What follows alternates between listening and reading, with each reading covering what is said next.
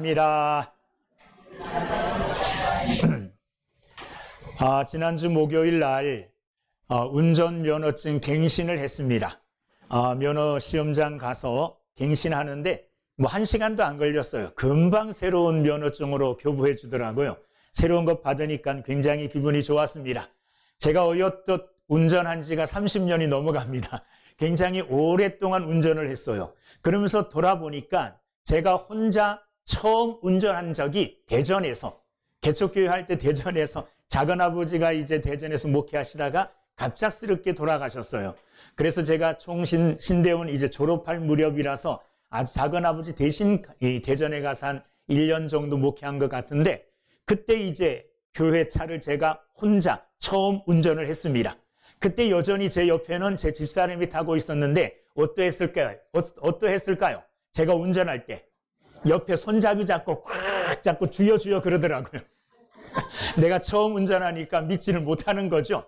그래서 많이 안 가요. 조금 가는데도 손잡이 꽉 붙들고 주여. 그 무사히 이제 목적지 도착한 후에 저도 기도하죠. 감사합니다. 자, 그렇게 이제 운전을 시작했는데, 지금은 집사람이 옆에 탔을 때 어떨까요? 손잡이 잡지도 않아요. 자면 조금 있다가 쿨쿨 잠잠이, 뭘 쿨쿨이라기보다 졸아요. 잠잘 정도로 이제 제 운전하는 게 편하게 느껴진다는 말이죠. 편한 거예요. 처음에는 불안해하고 처음에는 어쩔 줄 몰라 했는데, 이제는 어느덧 저의 운전을 이제 믿는 거죠. 그래서 제 옆에서 몇 시간 가도 편안하게 아무 걱정하지 않고 염려하지 않고 두려워하지 않고 편안하게 쉬면서 같이 가게 됩니다. 여러분, 우리가 하나님을 믿는 하나님의 자녀들이잖아요. 하나님의 자녀들이기 때문에 하나님을 믿는 우리 또한 하나님 앞에서, 아까 처음에는 막 불안했지만은 어느덧 이제 익숙해지고 신뢰하고 믿게 되니까 편안해졌듯이, 오늘 우리 또한 그리스도 예수 안에서 하나님으로 말미암아 우리의 영혼과 우리의 마음이 편안한 삶을 살아가야 될 줄로 믿습니다. 하나님을 믿는다고 하면서도 항상 불안해하고, 하나님을 믿는다고 하면서도 항상 두려운 마음을 가지고 산다면 바른 믿음이라고 할 수가 없을 것입니다. 저와 여러분들 믿는 모든 사람들이 그리스도 예수 안에서 우리의 마음과 영혼이 항상 편안함을 누리면서 살아갈 수 있기를 주의 이름으로 축원합니다. 주님은 그런 삶을 사셨습니다. 예수님께서 이 땅에 오셔서 3년여 동안 제자들을 가르치시면서 공생애를 사셨는데, 그 공생애 시간 동안에 예수님은 너무나 열심히 일을 하셨으므로 주무실 시간, 잠잘 시간도 부족했습니다. 그래서 제자들과 함께 배를 타고 가면서도 예수님은 뭐 하셨을까요?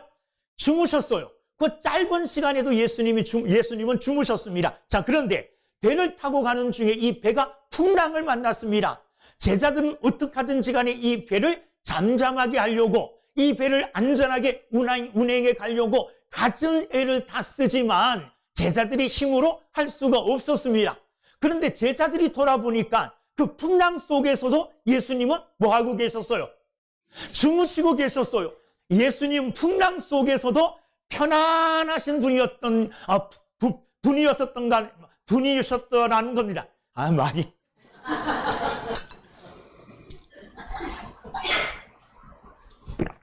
제가 이렇게 말이 잘 꼬이는 사람이 아닌데 오늘 막 꼬여요. 편안하게, 풍랑 속에서도 편안하게 주무신 분이 예수님이시라는 거예요. 예수님을 믿는 우리도 이런 편안한 믿음, 이런 편안한 마음을 가지고 이 땅을 살아갈 수 있기를 주의 이름으로 축원합니다. 자, 오늘 우리가 읽은 본문 131편, 시편 131편은 거기 표제에 보면 다윗의 시다 이렇게 되어 있습니다. 다윗의 시, 다윗이 지은 것이라는 거예요. 그리고 그 밑에 뭐라고 되어 있느냐? 곧 성전에 올라가는 노래, 이렇게 이야기합니다. 성전에 올라가면서 불렀던 노래라는 말이에요. 특별히 시편 120편부터 134편은 다 성전에 올라가는 노래, 즉 순례자의 노래라고 말을 할 수가 있습니다. 명절을 맞이해서 타국에 가서 여러 가지 볼일들을 보던 이 이스라엘 유대인들이 명절을 맞이하여 이제 고향으로 돌아옵니다. 그래서 예루살렘 성전으로 올라가면서 하나님께서 순례의 길을 무사히 지켜주심과 그리고 성전에 올라가게 됨을 감사하면서 평안을 누리는, 평안을 갈망하는 그런 노래가 오늘 시편 131편 이 본문 말씀입니다. 이 본문 말씀은 외로운 영혼들이 참으로 고요한 영혼의 평안을 누릴 수 있는, 평온을 누릴 수 있는 비결을 오늘 우리에게 말씀해 주고 있습니다. 저와 여러분 모두는 영혼의 평안함을 누리기를 원합니다. 이 땅을 살아가면서 가장 복된 삶이 어떤 삶이냐? 재물이 많은 것도 좋습니다.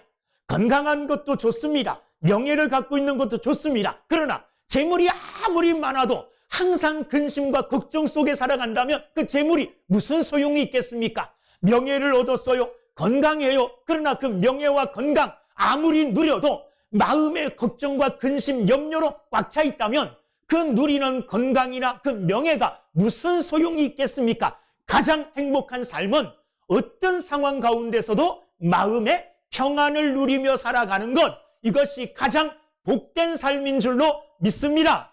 이런 복된 삶을 누리는 여러분들이 되기를 주님의 이름으로 축원합니다. 오늘 주님의 전을 찾아왔지만은 여러분들 가운데는 이런 불안한 마음, 이것 때문에 불안하고 저것 때문에 불안하고 여러 가지로 불안한 마음을 가지고 온 사람들도 있을 것입니다. 오늘 이 말씀을 통해서 그 불안함이 싹 사라지고 여러분들 마음에도 평안함이 찾아오기를 주님의 이름으로 축원합니다. 자, 그 비밀이 뭘까요? 마음의 평안을 누릴 수 있는 비밀. 자, 이 시를 누가 지었다 그랬습니까? 다윗이 지었다 그랬죠. 여러분, 다윗의 삶을 한번 돌아보십시오. 다윗은 막내로 형들이 다 사무엘 앞에 가서 누가 왕이 될 것인가 이런 시험, 이런 것들을 볼 때 다윗은 뭐 했습니까? 혼자 가서 양을 쳤던 사람이에요. 막내로 집안의 어려운 일, 집안의 굳은 일 다 맡아서 했던 사람이 다윗입니다. 이 다윗이 골리앗을 죽임으로 그의 이름이 이스라엘 가운데 드러납니다. 그때부터 누구에게요? 사울에게 고난을 받습니다. 사울이 시기심으로 어떻게 하든지 간에 다윗을 죽이려고 쫓아다닙니다. 사울의 손을 피하여 어디까지요? 다른 나라까지 가서 미친 짓까지 했던 사람이 누구냐 하면 다윗이에요. 얼마나 불안하고 얼마나 힘든 삶을 살았겠습니까? 생각해보면 그렇잖아요. 왕이 되어서도 마찬가지입니다. 왕이 되어서 평안한 날이 있었기도 하지만 그의 아들 압살롬이 그를 배신하여 반란을 일으킵니다. 아들 손에 쫓겨갑니다. 자기의 첩들이 다 사람들이 보는 앞에서 겁간을 당합니다. 이런 어려움을 당해요. 그리고 다윗의 일생을 보면 그는 일생 대부분을 전쟁터에서 보낸 사람이에요. 그렇죠? 전쟁터에서 대부분의 일생의 대부분을 보낸 사람인데 그의 마음이 오늘 말씀처럼 2절 말씀처럼 내가 내 영혼으로 고요하고 평안하게 하기를, 그 영혼이 평온하고 그 영혼이 정말 고요한 중에 평온했겠습니까? 우리가 볼 때, 객관적으로 옆에서 볼 때 다윗은 항상 마음의 불안함과 마음의 심란한 마음을 가지고 살지 않았겠는가, 이렇게 생각하기 쉽지요. 안 그래요? 그렇잖아요. 그의 삶을 보면. 그런데 오늘 다윗은 뭐라고 말하느냐? 내가 내 영혼으로 고요하고 평안하게 하기를. 내 영혼이 고요하고 내 영혼이 평안하다, 내가 평안하다, 이렇게 고백하고 있어요. 여러분, 다윗의 이 고백이 여러분들의 고백이 되고 다윗의 이런 삶이 여러분들의 삶이 되기를 주님의 이름으로 축원합니다. 어떤 상황과 형편 속에서도 정말 세상이 뒤집어질 만한 일이 일어나고 폭풍 속에서도 다윗이 가졌던 이 영혼의 평안함을 소유하며 살아가는 우리 모든 믿는 사람들이 되기를 주님의 이름으로 축원합니다. 자, 그러면 어떤 삶을 살았기에, 다윗은 어떤 삶을 살았기에 이런 영혼의 평안함을 누리고 이런 영혼의 평안함 속에 살았는가? 첫째, 1절 말씀을 읽어봅니다. 시작. 여호와여, 내 마음이 교만하지 아니하고 내 눈이 오만하지 아니하오며 내가 큰 일과 감당하지 못할 놀라운 일을 하려고 힘쓰지 아니하나이다. 자, 1절 말씀을 쉽게 말하면 이렇습니다. 교만과 욕심을 내려놓았을 때에 교만과 높아지려고 하는 마음과 많이 가지려고 하는, 더 가지려고 하는 이런 욕심을 내려놓았을 때에 이런 영혼의 평온함을 얻을 수가 있다고 이야기하고 있습니다. 여러분, 우리의 영혼이 평온함을 얻지 못하는, 평안을 얻지 못하는 가장 중요한 이유 중에 하나가 뭐냐 하면 욕심 때문입니다. 마음이 욕심으로 가득 차 있을 때에 이 욕심은 우리에게 평안함을 주지 못합니다. 높아지려고 하는 마음, 끝없이 높아지려고 하는 이런 마음 또한 우리에게 평안함을 주지 못합니다. 가장 우리에게 보여주는 강력한 예로서 아담과 하와. 여러분, 아담과 하와가 하나님에게로부터 지으심을 받았을 때 그들의 영혼은 평안했을까요? 안 했을까요? 평온했겠죠.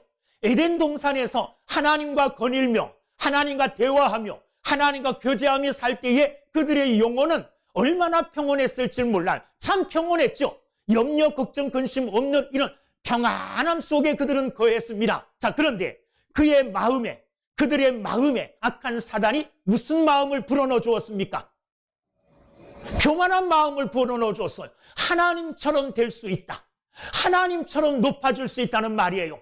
하나님처럼 높아질 수 있다는 이 교만함과 하나님처럼 높아지려고 하는 욕심 때문에 그들은 하면 안 될 일을 했습니다. 하나님이 그만 일을 했어요. 어떤 일을 했습니까? 선악과를 따먹고 말았어요. 그때부터 그들이 정말로 높아졌습니까? 마음에 더 큰 기쁨과 평안함과 만족을 얻었습니까? 아닙니다. 그때부터 그들 속에 있는 평안은 깨어지고 그들 속에 있는 평온함은 다 사라져버리고 온갖 걱정과 근심과 염려, 이런 것들로 가득 차 있는 삶을 살게 된 것입니다. 여러분, 우리 안에 있는 평온, 우리 안에 있는 평안함을 깨는 가장 중요한 것은 욕심이라는 거예요. 높아지려고 하는 교만함이라는 겁니다. 여러분, 때로 우리에게 욕심도 필요합니다. 어떤 욕심이 필요하냐? 거룩한 욕심. 나는 누구보다 더 하나님의 일을 열심히 해야지. 누구보다 더 뜨겁게 하나님께 예배하고 주의 일을 더 열심히 감당해야지. 이런 거룩한 욕심, 믿는 사람들에게는 이런 거룩한 욕심이 있어요. 그래서요, 기독교가 들어간 나라, 이 기독교를 종교로 받아들이는 나라는 기독교로 말미암아 부지런한 사람이 됩니다. 근면한 사람이 됩니다. 거룩한 뜨거움과 그 거룩한 열심이 생겨요.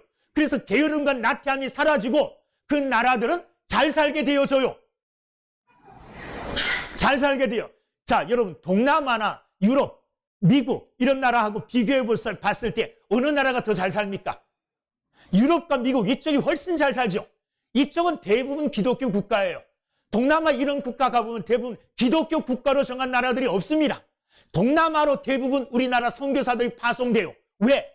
거기는 다 기독교인이 거의 없기 때문에, 다 우상 숭배하는, 미신 숭배하는 이런 나라이기 때문에 그쪽으로 선교사들이 많이 가요. 자, 기독교가 전파되어지고 복음을 받아들이게 되면 거룩한 욕심들이 생기고 거룩한 열심이 생겨서 열심히 일하여 그 나라가 잘 살게 되어지는 것 확실합니다. 예수 믿는 개인도 마찬가지예요. 내가 예수 믿었음에도 불구하고 예전의 나태함과 게으름 속에 살아가고 있다면 잘못 믿는 거예요. 예수를 믿게 되면 우리 안에 성령 하나님이 오셔요. 성령 하나님은 우리를 자꾸만 자극시켜줘요. 무슨 자극을 줍니까?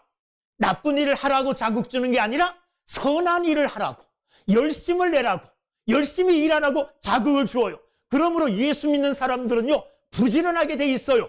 그러니까 예수 믿는 사람들은 부지런하여 잘 살게 되어지는 겁니다. 할렐루야. 이런 거룩한 욕심들이 있어야 되고 필요해요. 그러나 분명한 선이 필요합니다. 그 거룩한 욕심이 지나쳐가지고 내 개인적인 욕심, 그리고 내 개인적인 이기심, 이런 것들로 말미암아 악한 욕심으로 바뀌어질 때에 우리의 삶은 낮아지게 되고 우리의 삶은 하나님과 멀어지게 되어지는 겁니다. 그러므로 그리스도인들은 지혜롭게 딱 선을 잘 그을 수 있는 사람들이 돼야 돼요. 내가 열심히 하긴 하는데 그 열심의 선을 넘어버려가지고 내 욕심, 이기적인 욕심, 또한 내 개인적인 욕심으로 넘어가 버리면 그것이 악한, 추악한 욕심이 되어져요. 그러나 여러분들은 거룩한 욕심과 거룩한 열정 속에서 하나님 앞에 바르게 살아가는 믿음의 삶이 사람들이 되기를 주님의 이름으로 축원합니다. 오늘 본문 말씀이 말하는 게 그겁니다. 보십시오. 여호와여, 내 마음이 교만하지 아니하고 내 눈이 오만하지 아니하오며 내가 큰 일과 감당하지 못할 놀라운 일을 하려고 힘쓰지 아니하나이다. 여러분, 다윗의 이 고백을 들으면서 무슨 생각이 납니까? 다윗은 평생에 많은 전쟁을 치루었고 대부분 다 승리했어요. 그런데 다윗이 꼭 하고 싶었던 게 있었는데 그게 뭐였느냐 하면 성전 건축하는 거였어요. 내가 살아생전에 하나님 앞에 성전을 건축해서 하나님께 드려야 되겠다. 이 뜨거운 마음이 있었어요. 그래서 성전 건축하려고 하나님께 기도했더니 하나님이 뭐라 그래요? 너 하지 마라. 너는 손에 피를 많이 묻혔기 때문에 너 성전 건축하지 말고 네 아들 솔로몬으로 하여금 성전을 건축하게 해라. 이렇게 말씀하셨어요. 자, 성전 건축하려고 하는 이 마음은 좋은 마음입니까? 나쁜 마음입니까? 좋은 마음이죠. 하나님을 위해서 성전을 건축하겠다는 좋은 마음이에요. 그런데 하나님이 하지 말라 그러시니까 그 일에 욕심을 품지 않았어요. 하나님이 하지 말라 그래도 나는 할 거요. 하나님을 위한 거잖아요. 하고 고집스럽게 자기의 생각과 주장을 이끌어가지 않았다는 거예요. 여러분, 하나님 앞에 이런 마음이 필요합니다. 우리도 오늘 이 다윗이 하는 말처럼 내가 큰 일과 감당하지 못할 놀라운 일을 하려고 힘쓰지 아니하나이다. 내가 할 수 있는 일, 내 능력 안에서 할 수 있는 것, 이것을 벗어나서 과하게 욕심 부리지 않았다는 겁니다. 여러분, 이것이 다윗으로 하여금 마음의 평온함을 유지하게 한 비결인 줄로 믿습니다. 이 비결처럼 우리 또한 항상 겸손하고 항상 우리 안에 하나님, 내가 할 수 있는 일, 이건 내가 할 수 없는 일, 이 할 수 없는 일에 대한 욕심을 버리시고 할 수 있는 일에 최선을 다하는 믿음의 삶을 사시는 저와 여러분들이 되기를 주님의 이름으로 축원합니다. 야고보서 1장 14절 15절 보면 오직 각 사람이 시험을 받는 것은 자기 욕심에 끌려 미혹됨이니 욕심이 잉태한 즉 죄를 낳고 죄가 장성한 즉 사망을 낳느니라. 욕심이 잉태하고 자꾸만 커지면 우리 안에서 이 욕심이 죄를 낳게 되고 결국은 사망에 이르게 된다는 말이에요. 이 욕심을 버릴 때 마음에 평온함이 찾아오고 이 욕심을 버릴 때에 하나님께 더 가까이 나아가게 될 줄로 믿습니다. 여러분, 겸손하십시오. 그리고 마음에 내가 과하게 갖게 되어지는 이런 욕심들을 버리고 항상 하나님이 주시는 마음의 평온함을 누리며 살아가는 믿음의 사람들이 되기를 주의 이름으로 축원합니다. 사람과 사람 사이의 관계에서도 마찬가지입니다. 내가 누구와 좋은 관계를 유지하기 위해서 누구를 만났을 때 마음이 평안하고 누구를 만났을 때 마음이 평안하기를 원한다면 그 사람 앞에 겸손하면 돼요. 그 사람을 향한 과한 욕심을 갖지 않으면 돼요. 그러면 그 사람과의 관계가 원활하게 되어지고 아름다운 그런 관계가 유지되게 될 줄로 믿습니다. 자, 두 번째, 다윗이 영혼의 평온함을 누릴 수 있는 비결 두 번째는 뭐냐? 2절 말씀 함께 읽어보겠습니다. 시작. 실로 내가 내 영혼으로 고요하고 평온하게 하기를 젖된 아이가 그의 어머니 품에 있음 같게 하였나니 내 영혼이 젖된 아이와 같도다.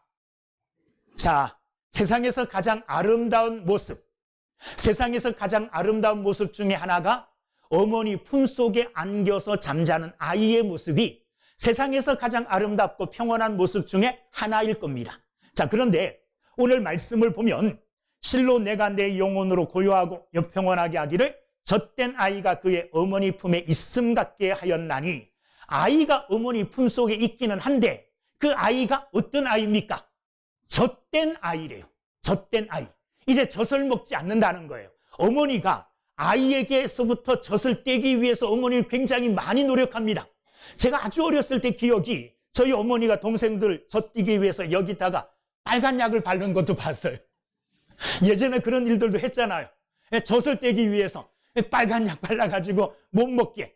이렇게 어머니가 아이의 젖을 뗀다는 것은 굉장히 어려워요. 그런데 그 어려운 일을 이제 하여 이 아이가 젖을 뗐습니다.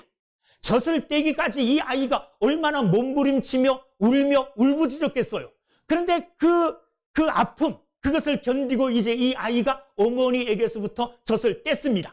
젖을 떼었음에도 불구하고 이 아이는 어머니 품속에서 평안하게 잠들어 있어요. 왜 그럴까요? 어머니에게서부터 젖은 뗐지만 그러나 여전히 어머니는 어머니라는 거예요. 젖을 뗀과 동시에 어머니가 나를 떠나는 게 아니라 젖은 뗐지만 어머니는 나와 함께 한다는 말이에요. 그래서 젖 외에 이제는 내게 다른 것이 필요하잖아요. 다른 것들로 내게 또 채워주실 어머니에 대한 신뢰, 어머니에 대한 믿음이 있기 때문에 그 품속에서 잠을 자는 겁니다.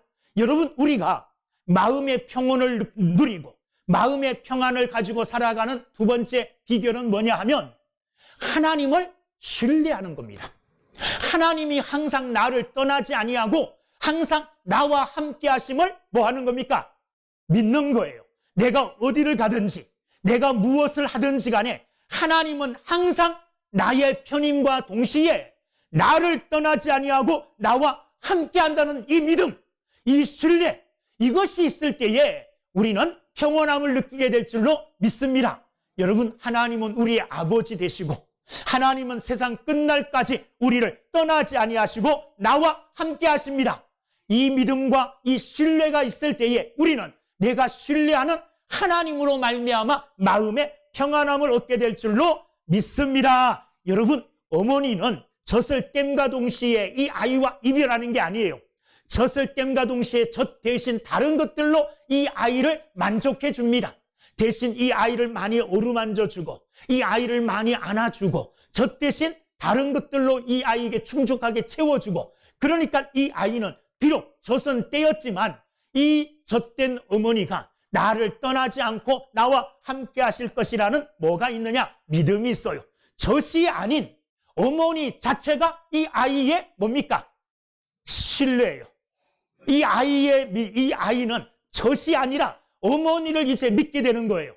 젖을 믿었던 게 아니라 이제는 젖이 아닌 어머니 자체, 어머니 존재를 신뢰하고 어머니를 믿고 따르게 되어지는 겁니다. 여러분, 우리 또한 마찬가지입니다. 우리가 하나님께 대하여 이런 믿음이 있을 때에 하나님이 나를 언제나 떠나지 아니하고 항상 나와 함께 하신다는 이 믿음이 있을 때에 우리는 마음의 평안을 누리게 될 줄로 믿습니다. 사람과 사람 사이에도 마찬가지예요. 남자와 여자가 연애를 할 때도 마찬가지 아니겠습니까? 여러분, 남자가 여자에 대한 믿음이 있을 때, 이 여자는 어떤 일이 있어도 나를 떠나지 않을 것이다, 이런 믿음이 있을 때에 마음의 평안을 누리겠죠. 언제 떠날지 모르겠는데 여러분, 항상 의심하고 감시하게 되지만 믿음이 신뢰할 때 그렇지 않아요. 여자 또한 마찬가지예요. 남자가 항상 나와 함께 할 거라는 이 믿음이 있을 때에, 이런 신뢰를 가질 때에 어떡합니까? 마음의 평안함을 누리게 되는 겁니다. 여러분, 사람과 사람 사이의 관계가 그렇습니다. 목회자와 여러분 관계도 마찬가지입니다. 여러분들이 어려움 당할 때에 내가 여러분들을 떠나지 않을 거라는 믿음이 있을 때에 우리 마음의 평안을 누릴 수 있죠. 여러분, 여러분들도 저에게 마음의 평안을 좀 누리게 해 주십시오. 어떤 마음의 평안이요? 교회가 아무리 어렵고 힘들어도 성도들이 교회를 떠나지 않을 것이라는 이런 신뢰를 주면 제가 평안을 누릴 텐데, 안 그래요? 조금만 뭐 하면 뭐 할래요? 이러니까 불안하죠. 여러분, 서로 이런 어머니 품속에 있는 어린 아이가 어머니를 신뢰하듯이 서로 신뢰하고 하나님을 신뢰하는 이런 믿음이 있을 때에 우리는 마음의 평안함을 누리게 될 줄로 믿습니다. 이런 신뢰와 믿음을 통하여 마음의 평안을 누리는 저와 여러분들이 다 되시기를 주님의 이름으로 축원합니다. 예수님은 이런 말씀을 하셨습니다. 마태복음 28장 20절에 볼지어다 내가 세상 끝날까지 너희와 항상 함께 있으리라. 아멘. 이 말씀 변할까요? 안 변할까요? 이 말씀 안 변합니다. 이 말씀 절대로 안 변합니다. 이 말씀 신뢰하고 믿고 나와 함께 하시는 하나님으로 인하여 마음의 평안을 누리는 믿음의 삶을 사는 여러분들이 되기를 주님의 이름으로 축원합니다. 영혼의 평온을 누리며 살아가는 마지막 세 번째 비결은 뭐냐? 3절 말씀, 자, 한번 읽어보겠습니다. 시작. 이스라엘아, 지금부터 영원까지 여호와를 바랄지어다. 자, 다윗이 지은 시인데 다윗은 개인에게 머물지 아니하고 이 시를 이스라엘 공동체, 믿음의 공동체 모두에게 이 시를 적용시킵니다. 그러면서 지금부터 영원까지 여호와를 뭐하라? 여호와를 바랄지어다. 이렇게 말씀하고 계십니다. 무슨 말이냐 하면 지금부터 영원까지 누구를 바라래요?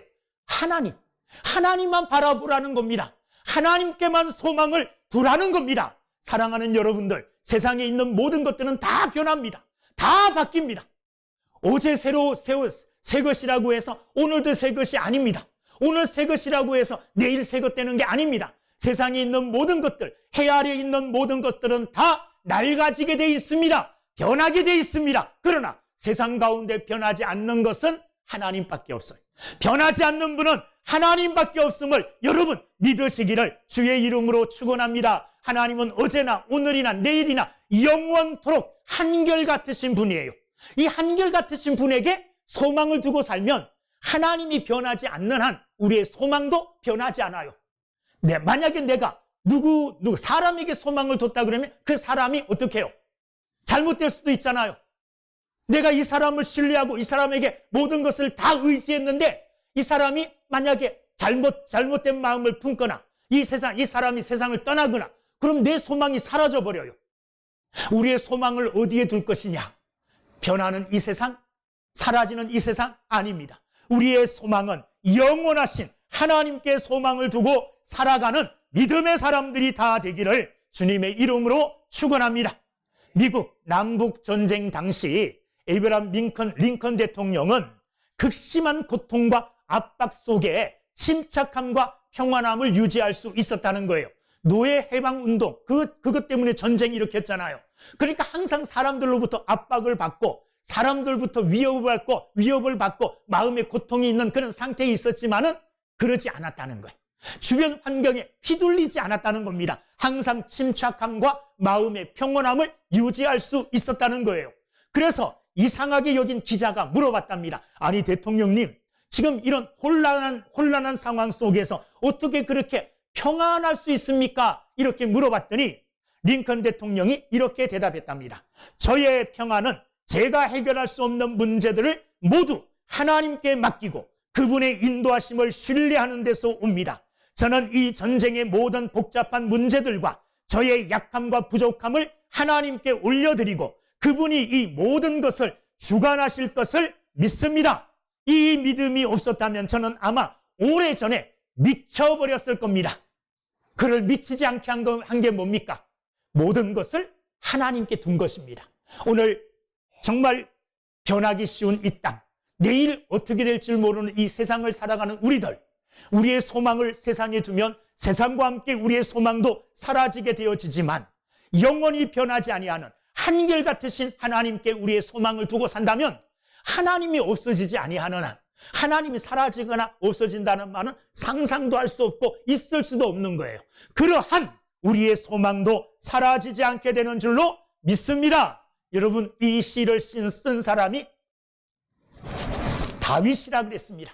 파란만장한 삶, 내일 어떻게 될 줄 모르는 그런 삶을 산 이 다윗이 마음의 평온함을 유지했던 가장 큰 비결은 교만함을 버리고 욕심을 내려놓고 그리고 하나님 아버지를 절대 젖된 아이와 같이 신뢰하고 의지하고 믿었을 뿐만 아니라 자신의 모든 소망을 영원하신 하나님께 둠으로 말미암아 어떤 상황 가운데서도 흔들리지 아니하고 마음의 평온을 유지했다고 말하고 있습니다. 저와 여러분들도 이 땅을 살아가면서 어떤 환경 속에서도 비록 죽음이 눈앞에 왔을지언정 흔들리지 아니하는 마음의 평온을 가지는 믿음의 사람들이 다 되기를 주님의 이름으로 축원합니다.